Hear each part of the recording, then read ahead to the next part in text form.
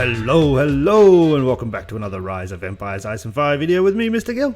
Thank you so much for joining me, and thank you so much for all of your previous views, likes, comments, subscriptions, and all of that jazz. I really appreciate it, guys. Let's keep it up. Okay, it's a beautiful day outside. We're going to stay inside. We're going to be talking about Purple Combat Heroes. Now, I believe this will probably end up being at least 2 videos. There's quite a few of them to talk about. How many? 1, 2, 3, 4, I don't know how many. Lots of them. But we're going to talk about them. We're going to talk about what we consider the best. But first off, we're going to talk about the first 6 heroes. Yep. So, basically, there are 6 heroes which are linkable. Actually, there are 9 heroes that are linkable, but 6 of them are linkable to Series 1 heroes. So we're going to talk about them specifically today. Now, as always, we're going to run what I call the system. So we're going to look at their what they focus on in terms of troop type, cavalry, archers, or footmen. We're going to look at their range. We're going to have a quick look at their skills, and we're going to decide what position they go in. With these linking ones as well, we're going to have a quick look at their orange heroes that they link with, and then we're going to kind of decide who are the best out of all of those people. Should be relatively easy to do, though it is a little bit complicated. Now, you will notice that today we have a kind of weird ass thing. I'm trying a new thing. So there's a new program, not a new program. Somebody, Darko, in the comments suggested Nox as another PC emulator program in order to help recording, and it is considerably better. The picture quality is a little bit better. It might look different for you, but for me, in terms of zooming in, was a lot better than I could do with BlueStacks. So we're going to try a bit of a zoom in. It does mean that you're going to miss half of the screen, but we're going to focus as we are on the heroes, so you should catch everything that's important about the heroes.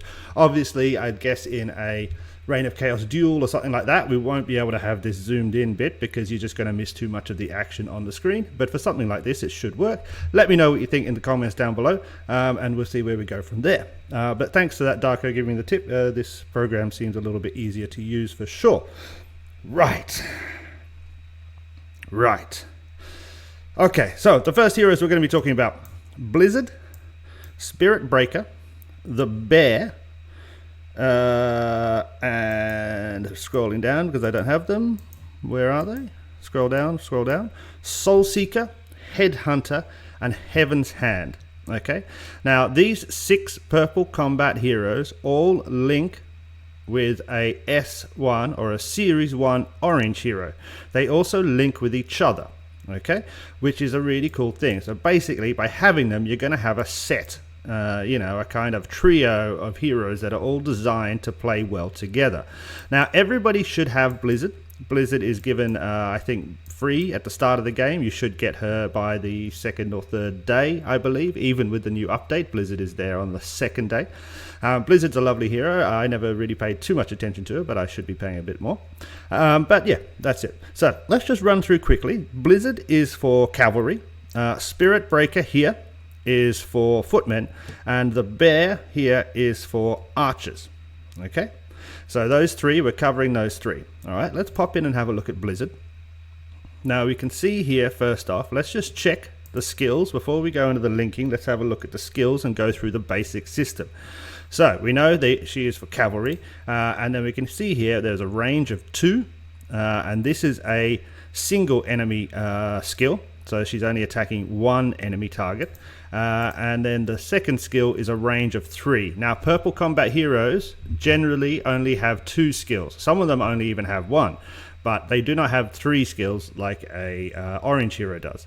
But we can also see that the second skill here is a multiple enemy. Okay, so that's something we haven't really looked at before, whether there's single attacks or multiple attacks within the skills. And I think that's kind of important as we try and classify all of these, I don't know, what is it, 18 purple heroes, is that looking at single or multiple attacks is something that could be interesting as well. Now, the other ones, of course, are important. Skill 6 is always Awaken, which is obviously increases the amount of troops you have in your legion, and that's important. These 2 here are the standard skills, and they focus on resistance and might, and that's pretty much the same for all of the heroes we're looking at today. Those 2 skills in the middle are all focused on resistance first and then might second. So Blizzard's looking good. Like her. Who does she link with? Interesting. Blizzard links with a Series 1 orange hero, Philip the Lionheart. Now obviously Philip the Lionheart is focused on cavalry as well. This is what makes it good. And he has a range of 4, 5, and a 5. Fantastic. His other skill here is an active skill, which is kind of important, but not too important here. And then obviously he has Awaken as well. In terms of this, he focuses on resistance, resistance, might, and... Oh, this is an active skill, so that's a little bit different. That's fine. Okay, and then who is the other hero she links with? She links with the other purple combat hero, Heaven's Hand. Okay, so he's also in the list we're talking about today. Heaven's Hand obviously focused on cavalry as well. So what we've got here are 3 heroes, all of them focused on cavalry, and all of them that link. So what the hell is linking? Linking is if you have those 3 heroes and they are all in the same legion, so being deployed together in 1st, 2nd, and 3rd position, they are going to give you a buff of a combat speed of plus 100 and a cavalry might of plus 5%. Now that's pretty good. I mean, it's not amazing, but it's not bad either, you know. Plus 100 in speed is pretty cool. 5% cavalry might is pretty good. I mean, it's going to matter more when you get up to the very high levels of playing, and there might be slight percentages difference between who you're attacking and not. It's not going to matter much between, you know, 2 castle level 22s versus each other. There's going to be too many differences at that point already for 5% to make much of a difference, but it is a good buff to have if you can deploy them all together. So those are the 3 cavalry heroes: Philip, who's a series 1 orange hero, Blizzard, and Heaven's Hand. They all focus on cavalry. In terms of their positions, I would be placing Blizzard at position number 1 because her range is 2 and 3. We can see that there. It's 2 and 3. So she needs to be as close as possible to the front. Heaven's Hand has a range of 3 and 3, and so I would possibly be placing him in the middle at position number 2. And Philip, the S1 hero, orange hero, has a range of 4, 5, and 5. So I would probably be placing him at the back in order that he can reach the furthest. Now, obviously, you could place him at the front because he's going to try and hit multiple times, but I think you're going to lose the skills of the Blizzard and what's it called? In all of these instances with these 6 heroes, it feels to me like they're asking you to place the Series 1 hero at the back as a kind of, he's leading from behind, if you know what I mean. Okay, so that's the cavalry guys, Blizzard, Heaven's Hand, and Philip. The other set we have is the footmen, who are led by... the first purple hero is Spirit Breaker here. Let's have a quick look at Spirit Breaker. I've got lots of notes. I'm trying to take care of it. And we've frozen. Well, after me saying this is a better program, and now it freezes on me. Damn it. Okay, so Spirit Breaker here is focused on footmen. It has a single attack here and a range of 2, and then this is a multiple attack. 1 enemy squad. No, this is a single attack as well. And a range of 2. Okay, so that's actually 2 singles is not... it's good, but there's no multiple attack there, so that's a little bit annoying, whereas Blizzard had a single attack and could attack multiple units with the second skill. The other one is range... what is it? Not range. Resistance and might, and obviously the Awaken skill here. Now, Spirit Breaker Wu Ling links with the S1 hero Iron Hand. And we can have a quick look at Iron Hand here. Iron Hand has ranges of 5 for a single attack on the first one. Wow, it's really slowing down now. I was all like happy because this was faster than BlueStack. Now it's not. I tested this a lot this morning. Spent like an hour.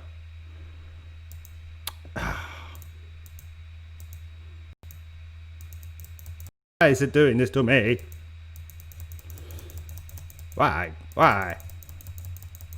There we go. Right. Rise of Empires isn't responding. Do you want to close it? Wait. What is happening? Wait. It is Friday, very early in the morning, in midsummer in Sweden. Nobody should be using the internet. I should be having the best, fastest internet in the world. There's no reason why this should not be working. Let's try that again. Here we go. So this is Iron Hand. So the second skill has a range of 4, and this again is a single attack, leading the footmen. Close that up. Close that up.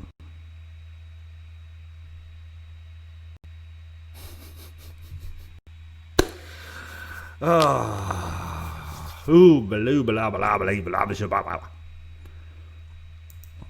Apologies, guys.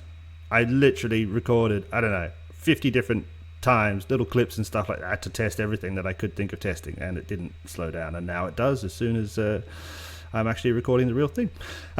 His third here skill here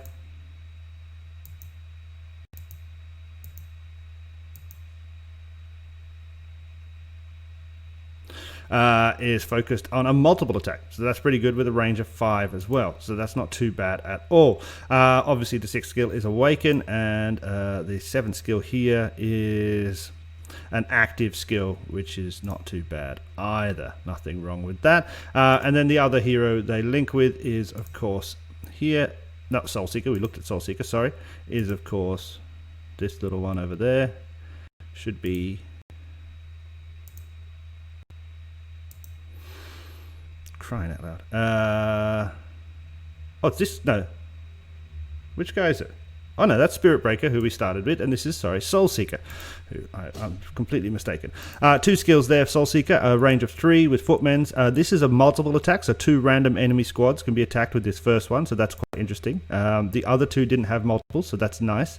So this is the person that's going to be helping with the multiple attacks, which is a good thing. And then the 2nd skill here is focused on, this is a chance to get the friendly squad the Bulwark status, which is minus 15% damage taken for 1 turn. So this is named after a particular hero, but it's basically, it takes away damage, and it gives the squad that, which is not a bad skill either, but not, I wouldn't say it's absolutely fantastic. 6th skill, of course, is Awaken, and then these ones are focused on resistance and might as normal. In terms of lining them up, I would definitely be putting Spirit Breaker first. Let's scroll all the way back if we can. This is probably why I've got probably 10,000 windows open. So Spirit Breaker, in my view, should be in the first position with a range of 2 and 2. Soul Seeker should be in the second position with a range of 3 and 2. Let's just scroll down and find Soul Seeker so you can see. Okay, after this video we might go back to the old program. Wait. Sorry, there's Soul Seeker there, should go in position 2, and then Iron Hand, the S1 hero, should go in position 3. So that is for Footmen. The last batch we have is the Bear, Headhunter, and the Pacer is their S1 hero. Let's have a quick look at the S1 hero here.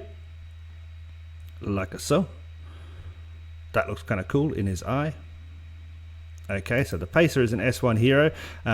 First skill is a single attack with a range of 4, and obviously these guys are focused on archers.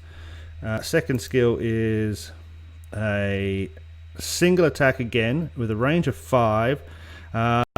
This one's not too bad because it deals damage and possibly suppresses the enemy, so that's actually quite a nice skill. I like something that does 2 things in one.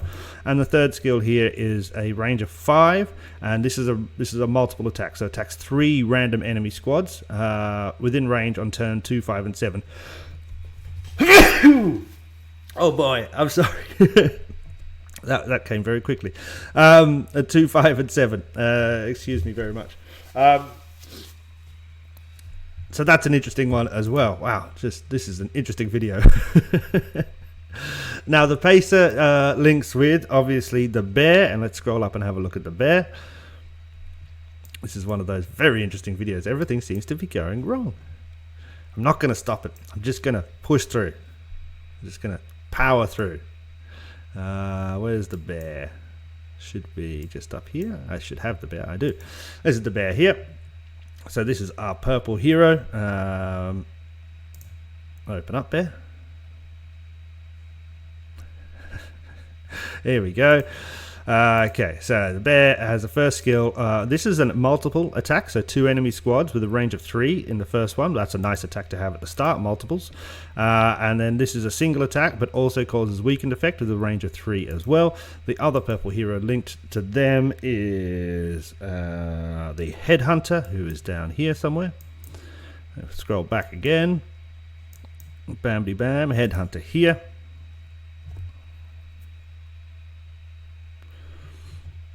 Bam. Okay, so we got a first skill here as a single attack with just dealing damage with a range of 3. Nothing wrong with that. Nice and nice and nice. This is a multiple attack, so attacking 2 enemy squads, but no extra thing. This also takes 1 turn prep, so it's not great with a range of 3 as well. I'm going to say not too bad. But basically, if we were lining those up, I would put the Bear in the first position, Headhunter in the second position, and Pacer, the S1 hero, leading up the back, if you so to speak. So basically that's what we've got. We've got these 6 purple heroes, Blizzard, Spirit Breaker, the Bear, Soulseeker, Headhunter, and Heaven's Hand. They all link with a particular Series 1 orange hero, the Pacer, Iron Hand, and Lionheart. And together they form their individual squads focused on either cavalry, footmen, or archers. Now, put them all together and they actually have quite nice skill sets and, things that are complementary, which is obviously how they're designed. Getting them all is going to be the tricky bit. Okay, so Series 1 heroes are obviously only available after you've started Series 1 of Reign of Chaos, and then they're either available, by using tickets randomly or by using fragments. Now, fragments is going to be expensive, okay?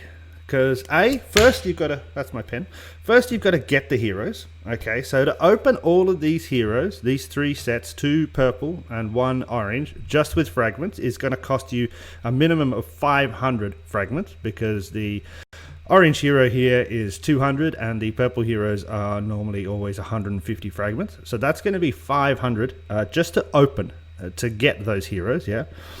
To then awaken everything for the Season 1 hero, because some of his skills require his own personal medal, is going to cost you another 600 fragments. To open the skills for the purple ones, and I'll show you what I'm talking about, just in case people are a little bit confused. When you open the skills, clickety click, clickety click. Why is it stopping? I'm going to have to go back and test all of this again before we do the next one.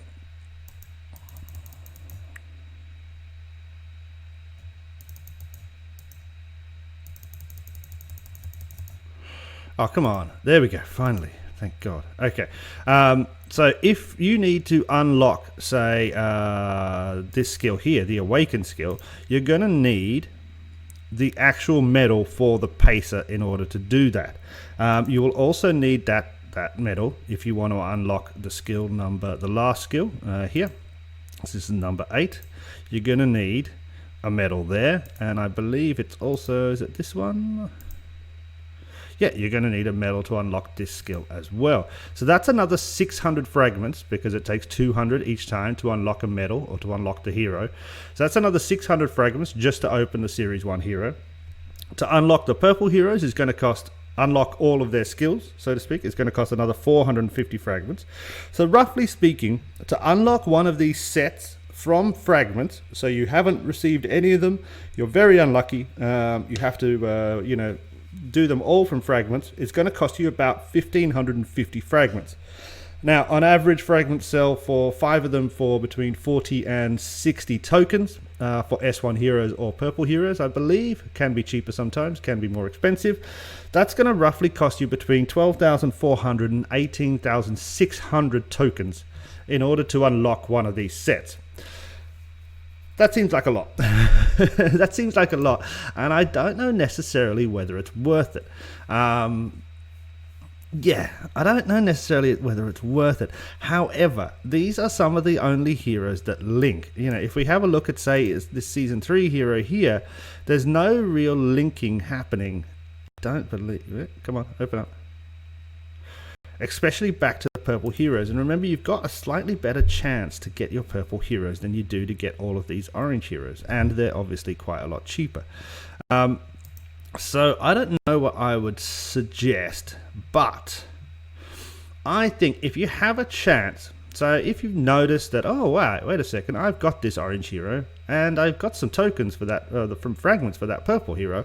Maybe this is something to focus on.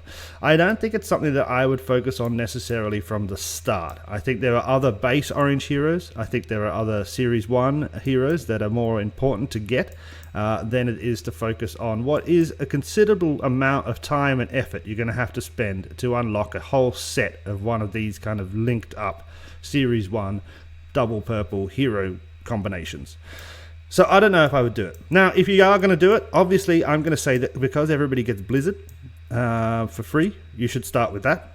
Because that's definitely one you're going to have. I don't see it as much of an issue to get Spirit Breaker or the Bear. I think I've had them quite a few times, and I think I've probably broken them down and sold them quite a few times. They seem to pop up quite often. But because everybody gets Blizzard, that's probably somewhere to start in terms of focusing. I'm probably not going to do it, but I will keep it in the back of my mind that if I see a cheap token, a cheap fragment, and I've got a little bit of extra tokens around, maybe I will start to think about it.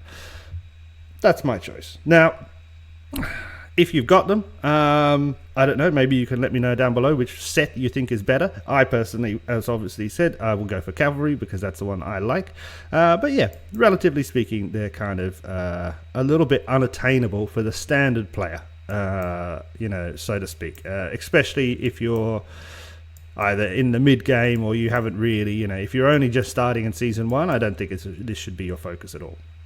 Now, we have another 1, 2, 3, 4, 5, 6, 7, 8, 9, 10, 11 I believe purple heroes to talk about, and we're going to try and do those all together in the second part of this video, which will come out a couple of days after this one.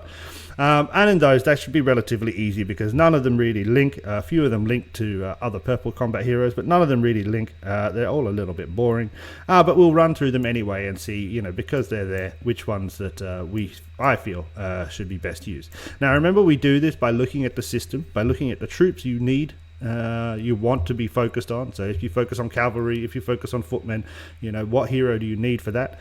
We then look at, you know, what their range is, so how far can they, you know, actually, you know, attack enemy teams, what their skills kind of are they multiple attacks, single attacks, do they have a really special skill like Oriyochi, who has the health point or the hit point strengthen skill, and then we look at what position they could be within the kind of system that we have. Now if you kind of think like that, and if you look like that in terms of all of your heroes, then hopefully you will find it become easier to kind of choose where you should focus on. It's a systematic approach that is kind of designed to help it easier for you, and especially new players, to kind of decide where should my focus be. Obviously it's all luck. Well, so far we're still doing science on that part, but it's all luck, so you know, don't get too stressed out if you haven't got all the heroes in the world. It is luck, it will come. Things just don't necessarily all happen at once. Thank you so much for watching. Apologies for any of the tech issues there. There was quite a few little annoying bits there that I didn't like, but otherwise I will catch you again in the next one. Make sure you click the like, make sure you subscribe, and I'll see you soon. Cheers, bye.